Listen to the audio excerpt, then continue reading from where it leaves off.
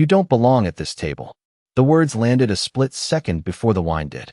A ripple of laughter moved through the grand ballroom of the Manhattan Heritage Gala as deep red wine splashed across Danielle Brooks' silver dress, staining the fabric from shoulder to waist like a streak of paint across polished steel. Crystal chandeliers glowed overhead. A string quartet played softly near the stage. Waiters moved between tables carrying trays worth more than some people's monthly rent. And in the center of it all stood Ethan Whitmore, 22 years old, smiling as though he had just delivered the joke of the night. A few guests gasped. Most simply watched. Ethan tilted his head and looked Danielle up and down. "Sorry," he said, making it clear he wasn't sorry at all. "My mistake. I thought staff usually stayed near the walls." The people around him laughed louder. Across the table, his mother Victoria Whitmore covered her smile with a champagne glass, but failed to hide her amusement. His father Richard Whitmore shook his head as if his son had merely pulled off a harmless prank. "Ethan," Victoria said lightly, "try not to embarrass our guests." Yet her grin never disappeared. Danielle didn't move. She didn't raise her voice. She didn't even look down at the stain spreading across her dress. The calm on her face felt almost unnatural. The room expected anger. It expected humiliation. It expected a scene. Instead, Danielle simply picked up a linen napkin from the table and dabbed at the fabric with slow, measured movements. That silence unsettled people more than any argument could have. The ballroom suddenly felt smaller, tighter, charged. Ethan leaned back in his chair. "Wow," he said, not even upset. "That's impressive." A few nearby investors chuckled. Others exchanged uneasy glances. Something about the woman standing there didn't fit the role Ethan had assigned her. She wasn't shrinking. She wasn't apologizing. She looked as though she were studying the room and memorizing every face in it. Beyond the towering windows, the lights of Manhattan shimmered against the night sky. Inside, the annual gala celebrated one thing above all else: power. Deals were made here. Partnerships were born here. Fortunes changed hands over dinner and speeches. Tonight's biggest topic was a pending $650 million agreement between Whitmore Holdings and a major investment group. Richard Whitmore had spent months telling everyone that the deal would transform his company's future. At the head table, he basked in the attention. He had no idea the future was standing 10 feet away from him. Danielle finally lifted her eyes. They settled on Ethan first, then Victoria, then Richard, one by one. Her expression never changed. For a brief moment, the laughter faded. Even the quartet seemed distant. Ethan shifted in his seat. He couldn't explain why. The woman's calm felt heavier than anger, more dangerous than embarrassment. Then Victoria broke the silence with a dismissive wave. "Someone should help her clean that up," she said. "The poor thing looks completely out of place." The laughter returned, louder this time. Around the ballroom, guests chose sides without realizing it. Some joined in. Some looked away. And some began watching Danielle Brooks very carefully, because the woman covered in wine seemed to be the only person in the room who already knew exactly how the night would end.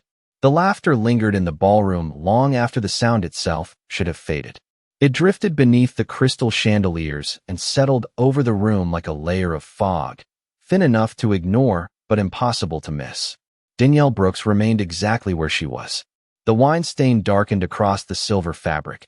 Yet somehow it seemed to bother everyone else more than it bothered her. Around the tables, conversations resumed in fragments. Investors whispered. Executives exchanged glances. Socialites leaned closer to one another. People were curious. Not about Ethan Whitmore. Not about the spilled wine. About the woman who refused to react. Most people arrived at events like this hoping to be noticed. Danielle had spent years mastering the opposite. She understood that real power rarely announced itself. It observed. It listened. It waited. Across the ballroom, a server approached with a fresh napkin and an apologetic expression. Danielle accepted it with a warm smile. "Thank you," she said quietly. The young man nodded and hurried away. It was the first genuine kindness anyone had shown her since she entered the room. Near the stage, a large screen displayed photographs celebrating the charitable achievements of the evening's sponsors. Richard Whitmore's face appeared several times. Applause followed each image.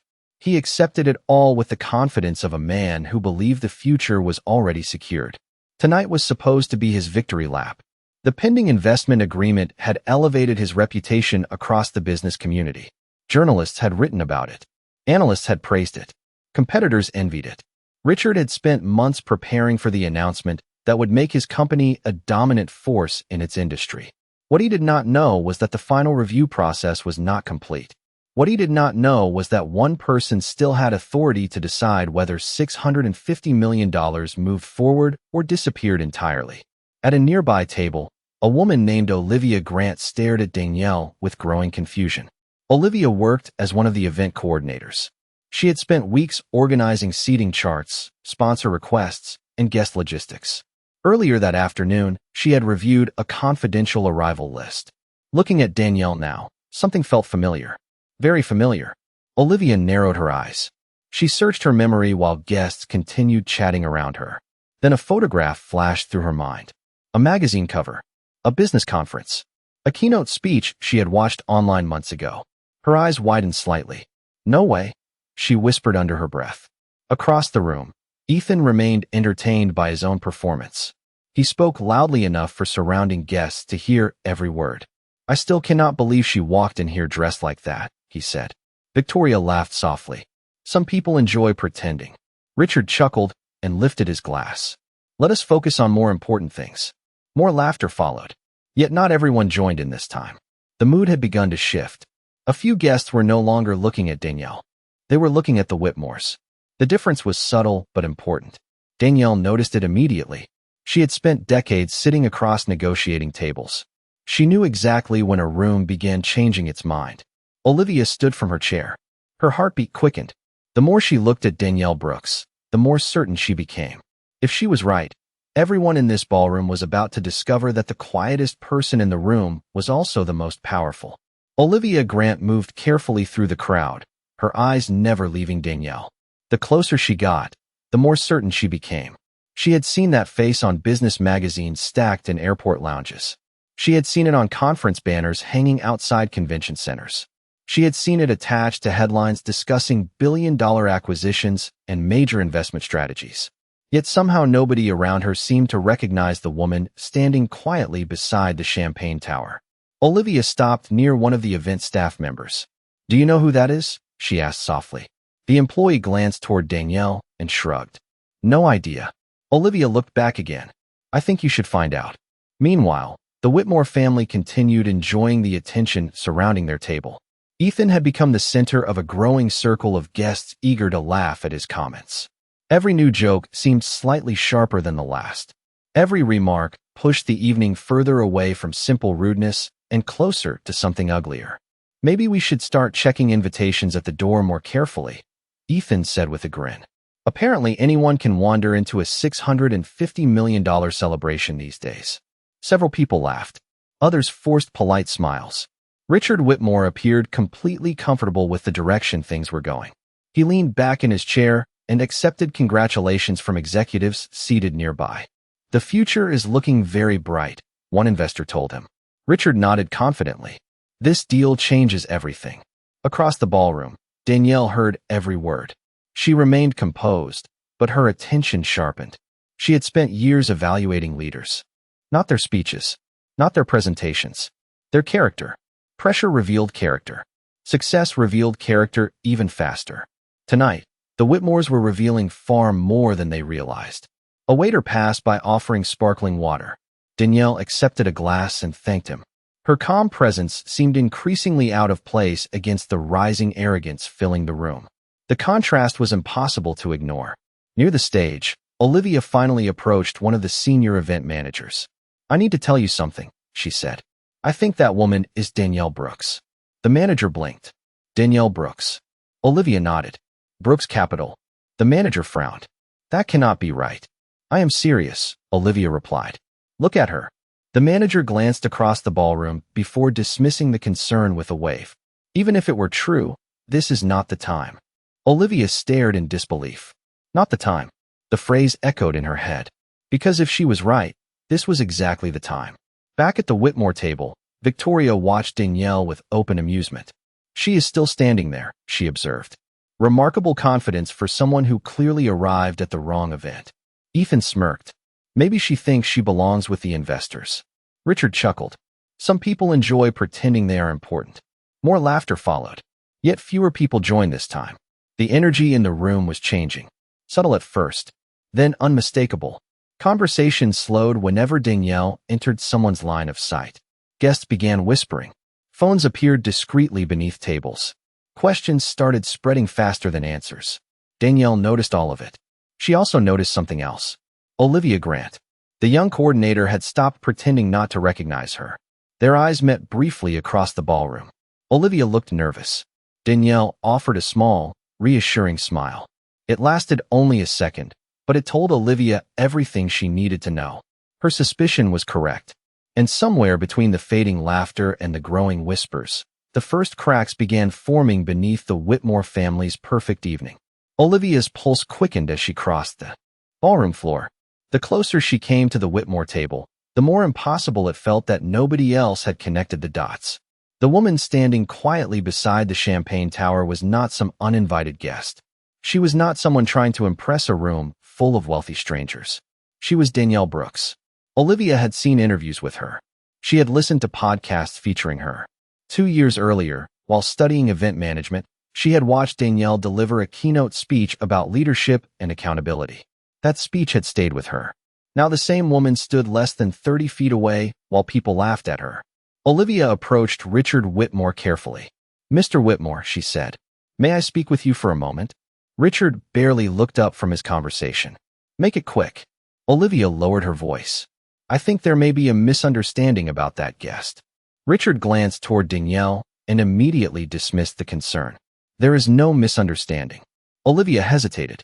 "Sir, I believe she may be Danielle Brooks." For the first time, Richard paused. Then he laughed. Not a nervous laugh. Not a thoughtful one. A dismissive laugh. "Danielle Brooks is not standing over there covered in wine." Several guests around him joined in. Victoria smiled into her glass. "Exactly. People like Danielle Brooks do not arrive alone and certainly do not dress like that." Ethan smirked. "Maybe next someone will tell us she owns half of Wall Street." More laughter spread around the table. Olivia felt her face grow warm. She knew she was right, yet nobody wanted to hear it. The truth was colliding with their assumptions, and their assumptions were winning. For now, across the room, Danielle watched the exchange unfold. She could almost predict every response before it happened. Success had taught her many lessons. One of the most valuable was this: people rarely see what is in front of them. They see what they expect to see. Tonight, the Whitmores expected status to look a certain way. Expensive labels, large entourages, visible symbols of wealth. Danielle had intentionally arrived without any of them. Nearby, two investors quietly discussed the situation. "Do you think that coordinator could be right?" one asked. The other shrugged. "I do not know. But if she is, this room is about to get very uncomfortable." Meanwhile, Olivia refused to give up. She pulled out her phone and quickly searched for an article she remembered reading months earlier. Within seconds, a photograph appeared on the screen. Danielle Brooks stood on the cover of a major business magazine, wearing the same calm expression she carried tonight. Olivia compared the image to the woman across the ballroom. There was no doubt. She turned the screen toward Richard. "Sir, please look." Richard barely glanced at it before waving her away. "Enough." His voice sharpened. "Go handle your responsibilities." Olivia stood frozen for a moment. The dismissal stung because it was so careless. He had not even examined the evidence. He had simply decided he did not need to. Victoria leaned closer to her husband. "Do not let staff distract you tonight." Ethan chuckled, especially not with conspiracy theories. Yet while they laughed, more guests began noticing the growing tension. Conversations slowed again. Eyes shifted between Danielle and the Whitmores. Questions multiplied. The atmosphere felt different now. Less celebratory, more uncertain. And standing quietly at the edge of it all, Danielle Brooks remained perfectly composed, as though she were watching a storm gather on the horizon while everyone else insisted the sky was clear. The ballroom had stopped feeling like a celebration. The music still played. Glasses still clinked. Waiters still moved between tables carrying polished silver trays. Yet beneath the surface, something had shifted. The confidence that had filled the Whitmore table earlier now felt thinner, stretched across the room like glass under pressure. Ethan seemed determined not to notice. He stood from his chair and adjusted his jacket. enjoying the attention that came whenever he spoke. "You know," he announced loudly enough for nearby guests to hear, "there is a reason events like this have guest lists. Standards matter." A few nervous laughs followed. Ethan glanced toward Danielle. "Otherwise anyone can walk in and pretend they belong." Victoria smiled approvingly. Richard did not stop him. In fact, he appeared almost amused by the entire situation. That was when Ethan crossed another line. He waved toward one of the security supervisors stationed near the ballroom entrance. The man approached cautiously. "Is there a problem, sir?" Ethan pointed openly in Danielle's direction. "I think we need to verify whether she is supposed to be here." Several conversations immediately died. The room grew noticeably quieter. Even guests who had ignored the earlier comments now turned to watch. The security supervisor hesitated. He had witnessed enough of the evening to sense that something felt wrong. "Has she caused any disturbance?" he asked carefully. Ethan laughed. "No. She is just standing there." "Then what exactly is the concern?" Ethan exchanged a look with his parents. Victoria answered for him. "We simply want to make sure everything is appropriate." The words sounded polite. The meaning behind them did not. Across the ballroom, Danielle remained perfectly still. The stain on her dress had begun to dry, leaving a dark mark against the silver fabric. She noticed the security supervisor approaching. She noticed the dozens of eyes following him. Most of all, she noticed how familiar the moment felt. Suddenly, another ballroom appeared in her memory. Not this one. Another city. Another lifetime. She was 24 years old, carrying a borrowed evening bag and wearing the only formal dress she could afford. She had spent months preparing for a networking event that promised opportunities for young entrepreneurs. The moment she arrived, people assumed she was staff. One guest handed her an empty glass. Another asked where the restrooms were located. By the end of the evening, a host politely suggested there had been a mistake with her invitation.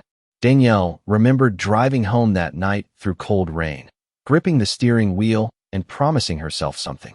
One day, she would build a company so successful that nobody could question whether she belonged in any room. The memory faded. The present returned. The security supervisor stopped a respectful distance away. Before he could speak, Olivia stepped forward. "Do not do this," she said quietly. Her voice trembled, but she held her ground. "You are making a mistake." Ethan rolled his eyes. "There she goes again." Olivia looked directly at the supervisor. "I know who she is." Richard stood abruptly. "Enough." The sharpness in his voice cut through the room. "This evening has already been distracted long enough." Silence followed. Heavy. Uncomfortable. Danielle lifted her eyes toward Richard Whitmore. For the first time all night, there was something different in her expression. Not anger. Not embarrassment. Decision. And although nobody realized it yet, the evening had just reached the point where consequences become inevitable. The silence after Richard Whitmore's outburst hung over the ballroom like a storm cloud refusing to move. Nobody returned to their conversations. Nobody reached for another drink. The entire room seemed suspended between what had happened and whatever came next. Danielle Brooks glanced briefly toward Olivia, offering a look that carried equal parts gratitude and reassurance. Then she reached into her purse and removed her phone. The movement was simple, quiet, yet somehow it captured more attention than anything Ethan had done all evening. Ethan noticed it too. "What is this now?" he asked with a laugh. "Calling a ride home?" A few scattered chuckles followed, but they sounded weaker than before. Danielle ignored him. Her thumb moved across the screen. Within seconds, someone answered. "Good evening, Ms. Brooks." The voice was calm and professional. "I was expecting your call." Danielle stepped slightly away from the crowd, though there was no real privacy left in the room. Every eye remained fixed on her. "Sophia," she said, "please pause the Whitmore review process." Several nearby guests exchanged confused glances. The words meant nothing to them. At least not yet. "Immediately?" Sophia asked. "Immediately," Danielle replied. "And place all pending approvals under executive hold until I complete my assessment." "Understood," Sophia said without hesitation. "I will notify the committee right now." The call ended. Danielle slipped the phone back into her purse. The entire exchange had lasted less than 30 seconds. Yet something about it unsettled the room. Richard felt it first. A small flicker of discomfort crossed his face before disappearing. "Assessment," he repeated. "What assessment?" Ethan laughed again, louder this time, as if volume could restore his confidence. "She is bluffing." Victoria nodded. Obviously, but neither sounded as certain as they had earlier. Olivia watched Danielle carefully. She knew enough about corporate leadership to recognize the tone of that conversation. Nobody spoke to an executive assistant that way unless they possessed genuine authority. Nearby, a venture capital partner quietly pulled out his phone. Another investor did the same. Curiosity was spreading. Questions were multiplying. Across the ballroom, Richard's chief financial officer approached the table carrying a tablet. He looked distracted, concerned. "Richard," he said quietly, "I just received a message from our legal team." Richard frowned. "About what?" "I am not sure yet." The executive glanced at the screen again. "They are asking whether there has been any issue involving tonight's event." Richard felt a knot tighten in his stomach. Why would they ask that? The executive shook his head. They did not explain. Ethan rolled his eyes. "This is ridiculous." But even he stopped smiling when he noticed his father was no longer laughing. Across the room, Danielle remained calm. Her composure seemed almost impossible under the circumstances. The wine stain was still visible. The whispers were still spreading. Yet she looked completely in control, as if the evening were finally moving according to schedule. The string quartet continued playing near the stage, but now the music felt distant. Background noise to something much larger unfolding beneath the surface. Richard checked his phone, then checked it again. No new messages. Yet the uneasy feeling remained. He could not explain it. Successful businessmen learned to trust instincts developed over decades. And for the first time all evening, his instincts were telling him something was wrong. Very wrong. Not because of the spilled wine. Not because of the awkward scene. Because somehow, despite everything that had happened, the woman everyone had mocked still looked like the most powerful person in the room. Richard Whitmore's phone vibrated once against the white tablecloth. The sound was small, almost invisible beneath the music and murmured conversations. Yet it captured his attention immediately. He glanced down at the screen and felt his stomach tighten. The message had come from legal counsel. Urgent. He opened it. The color drained slightly from his face. Across the table, Victoria noticed the change. "What is it?" she asked. Richard did not answer right away. His eyes moved across the screen a second time, then a third. The message was brief. All pending approvals connected to the investment agreement had been suspended pending executive review. No explanation. No timeline. No reassurance. Just a notice that everything had been placed on hold. Ethan leaned forward. "What happened?" Richard forced a laugh. "Probably nothing." But the confidence sounded artificial, even to him. Nearby investors noticed the shift immediately. Successful people developed an instinct for trouble. And trouble had just entered the room. Within minutes, more phones began lighting up across the ballroom. A partner from a private equity firm frowned at his screen. An attorney checked an incoming email and suddenly stopped speaking mid-sentence. A board member sitting near the stage quietly excused himself and stepped aside to make a call. The atmosphere grew heavier with each passing moment. Danielle Brooks remained exactly where she was. Calm, silent, observing. The wine stain on her dress no longer seemed important. Nobody was looking at the stain anymore. They were looking at the reactions spreading across the room like ripples across water. Olivia watched the change unfold with growing amazement. Earlier that evening, she had felt powerless. Now she felt as though she were witnessing the first moments of an earthquake before anyone else fully understood what was happening. Richard's chief financial officer returned to the table carrying his tablet again. This time his expression was worse. "Richard," he said quietly, "we need to talk." Richard stood immediately. Now.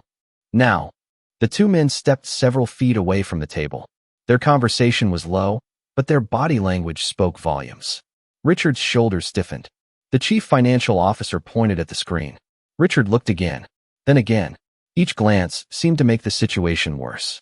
Across the ballroom, whispers multiplied. Guests no longer discussed charity initiatives or investment opportunities. They discussed uncertainty. They discussed delays. They discussed risk. Victoria approached her husband. "Tell me what is going on." Richard hesitated. "There appears to be an issue with the approval process." "What issue?" "I do not know." Yet deep down he knew that answer was no longer true. He was beginning to suspect exactly where the issue had started. His eyes drifted across the room toward Danielle. For the first time all evening, he did not see an outsider. He saw a question he could not answer. Ethan noticed the look. "You cannot seriously think she has anything to do with this." Richard remained silent. That silence was louder than any response. Nearby, another executive received a notification and muttered under his breath. A deal celebrated all evening was no longer moving forward. It was standing still, waiting. Somewhere beyond the ballroom walls, decisions were being made. And inside the ballroom, one uncomfortable realization was slowly spreading from table to table. The woman everyone had dismissed seemed to know exactly what was happening before anyone else. The ballroom no longer sounded like a celebration. The music continued, but it felt distant now, drowned beneath whispers, notifications, and nervous conversations.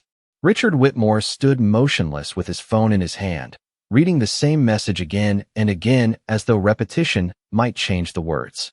It did not. Around him, the certainty that had defined the evening was evaporating. Investors were no longer congratulating him. They were asking questions.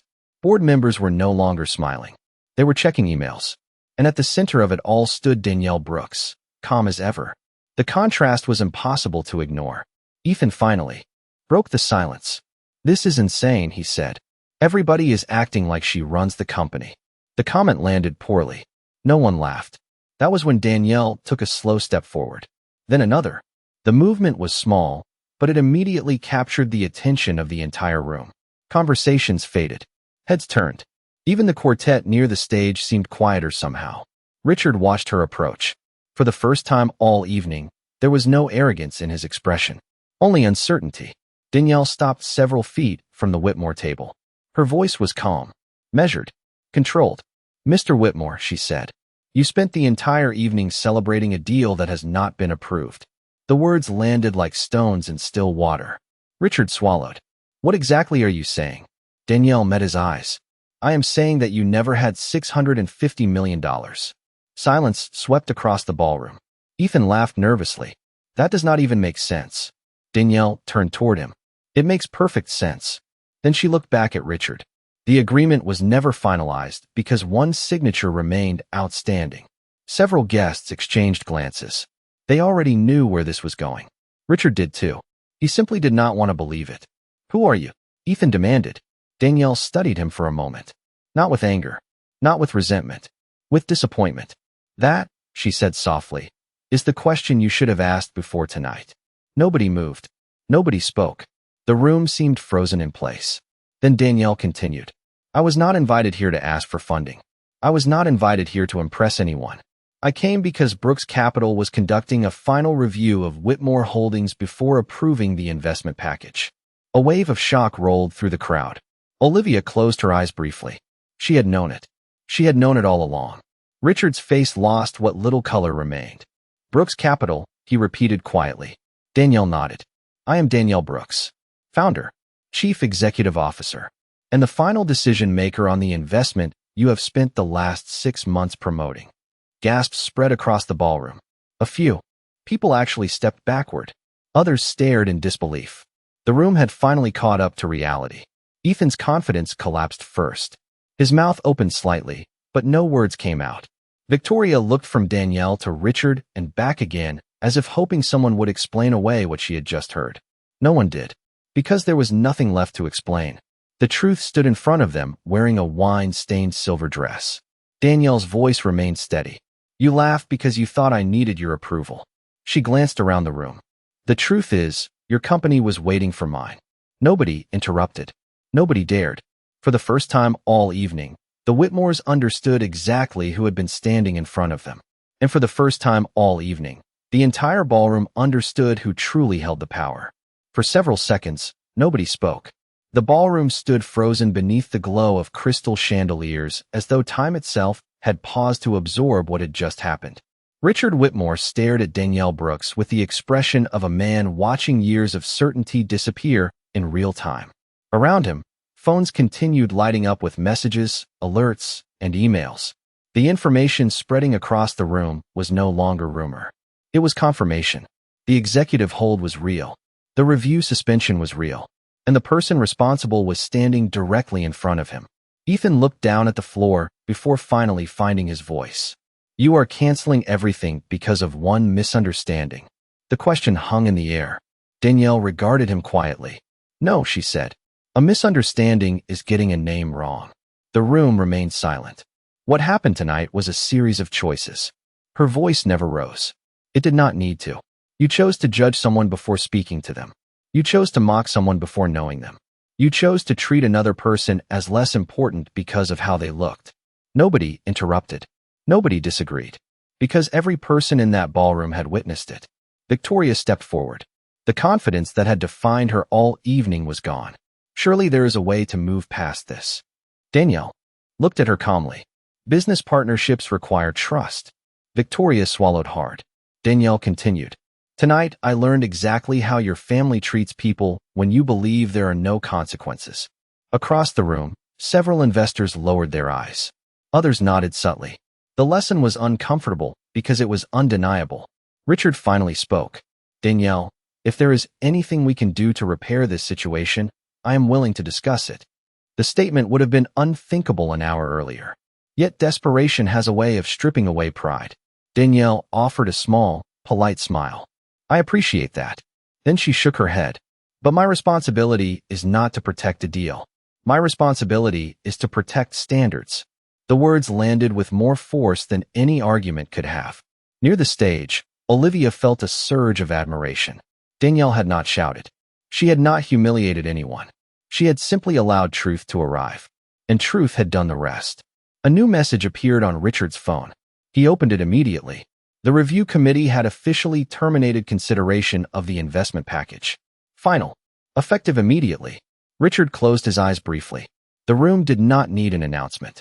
Everyone could see the answer on his face. Danielle glanced toward the ballroom windows where the lights of Manhattan stretched into the distance. Then she picked up her purse. I spent my career proving that I belonged in rooms like this, she said.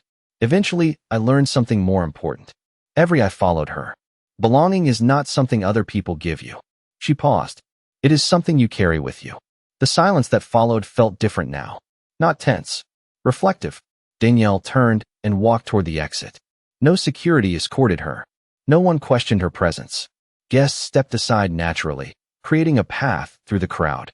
As she reached the ballroom doors, she stopped one final time.